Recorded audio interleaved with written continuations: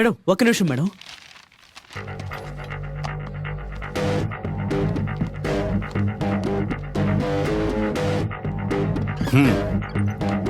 మొన్న సార్ ఒక్క నిమిషం. లోపలికి పంపించండి. సరే సార్. చెప్పండి. మేడం సార్ పిలుస్తున్నారు మేడం.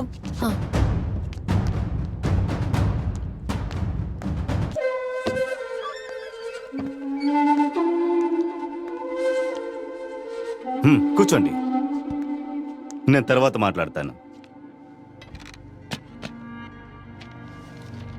కంప్లైంట్లో ఏం రాశారో మీకు తెలుసా? నాకు తెలుసు సార్. మీరనుకుంటున్నట్టుగా జరగదు మేడం.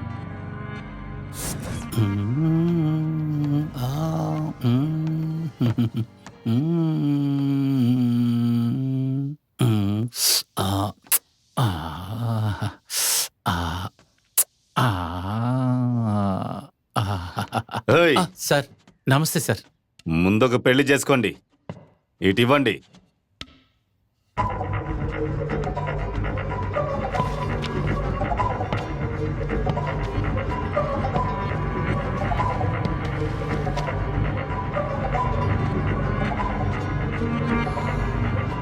ఇవన్నీ చూస్తుంటే వీడు మహా కళాకారుడిలా ఉన్నాడు.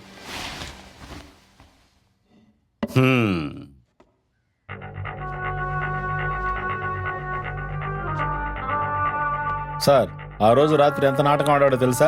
వీడు చెప్పిందంతా నిజమేని మేము నమ్మేశాం సార్. ఎక్కడ విషయం తెలిసిపోతుందని ఉరేసుకున్నట్టున్నాడు సార్. సార్ ఆ కనపడకుండా పోయిన వాళ్ళందరినీ వీడే హత్య చేసినట్టున్నాడు. ఇంతకంటే ఆధారం కావాలా? అంటే మీరు చెప్పేది అక్కడ ఎవరు కనిపించకుండా పోయినా వాటన్నిటికీ కారణం వీడేనా? అవును సార్. ఆ? నీ చేతులు అది చండాలంగా ఉంది సార్. ముద్దప్ప సార్ బాడీని పోస్ట్మార్టం చేసే ఏర్పాటు చేయండి. అలాగే సార్. ఫోటో చూసి టైం వేస్ట్ చేయడం కంటే అవ్వాల్సిన పనులు చూడండి. అలాగే సార్.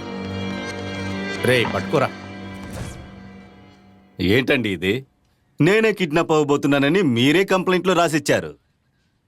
చనిపోయిన వ్యక్తి లేసొచ్చి మిమ్మల్ని కిడ్నాప్ చేస్తాడనుకుంటున్నారా? కాస్త ఆలోచించండి.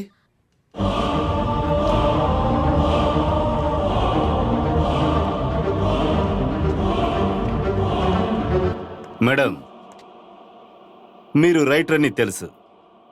మీ ఇమాజినేషన్ పుస్తకంలో ఉండనివ్వండి, స్టేషన్ వరకు తీసుకురావద్దు.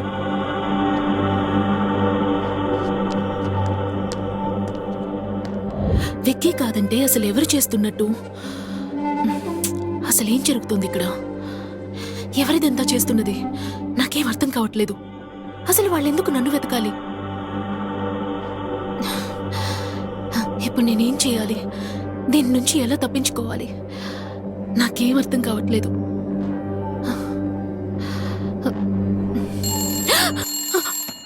సన్వి, సన్వి, నేను చెప్పేది జాగ్రత్తగా విను.